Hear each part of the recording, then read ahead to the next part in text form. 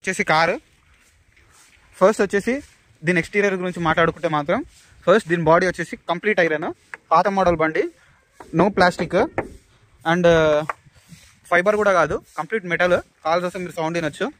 దీనికి ఉండడానికి నేను మెయిన్ రీజన్ ఏంటంటే, ఫస్ట్ థింగ్ ఏంటంటే అన్ని కార్లు వేరు, మారుతి 800 వేరు. ఎందుకంటే అన్ని కార్లు అంటే అవి కార్ల లెక్క ఉంటే ఒకటి మెయింటెనెన్స్ ఎక్కువ ఉంటుంది, ఒకటికి స్టీరింగ్ రాకు, పవర్ స్టీరింగ్ ఫ్లూయిడ్, మళ్ళీ టైమింగ్ చైన్, టైమింగ్ బెల్ట్ ఇవన్నీ ఉంటాయి. కానీ దీనికి అదంతా అవసరం లేదు. దీనికి స్టీరింగ్ రాకు ఉండదు, టైమింగ్ చైన్ అవుట్ అయితే కూడా వాల్స్ ఏం బెండ్ కావు. సో చిన్న బండి సేమ్ బైక్ లాగానే ఉంటుంది. 4 గేర్స్ ఉంటాయి దీనికి.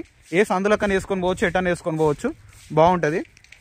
సో ఫస్ట్ ఇంజన్ గురించి మాట్లాడుకుందాం. ఫస్ట్ మీకు ఇంజన్ చూపిస్తాను చూడండి. అన్లాక్ చేస్తా.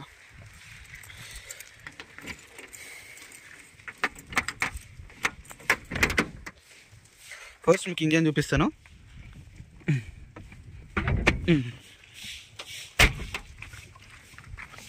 ఇది నార్మల్ ఇంజన్, ఎంపీఎఫ్ఐ కాదు. ఎంపీఎఫ్ఐ అంటే ఫ్యూల్ ఇంజెక్షన్ సిస్టమ్ వస్తుండే, ఇది ఎంపీఎఫ్ఐ కాదు, కార్పొరేటర్ మోడల్. చూడొచ్చు 800cc ఇంజన్, ఆంబ్రన్ బ్యాటరీ,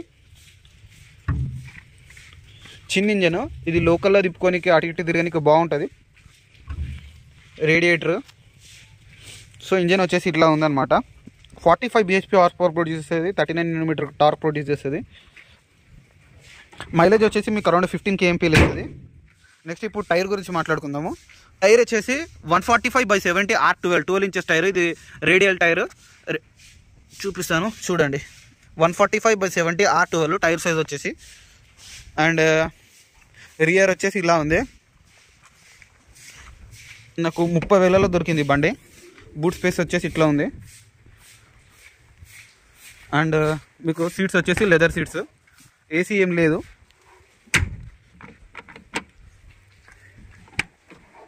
సో లోపల ఇట్లా ఉంది. 4 గేర్స్ అనమాట.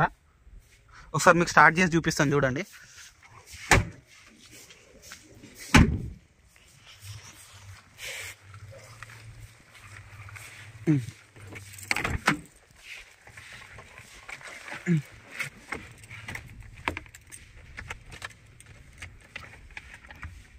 స్టీరింగ్ లాక్ అయింది.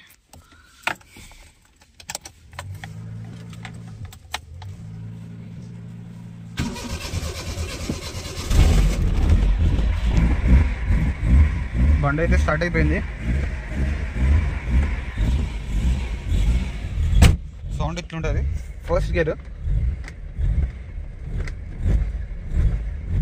కార్లు అంటేనే పిచ్చి అనమాట నాకు. ఫస్ట్ హ్యాండ్ బ్రేక్ డౌన్ చేయాలి. ఫస్ట్ గేర్ వేసేసిన, పోతున్నాం చూడండి.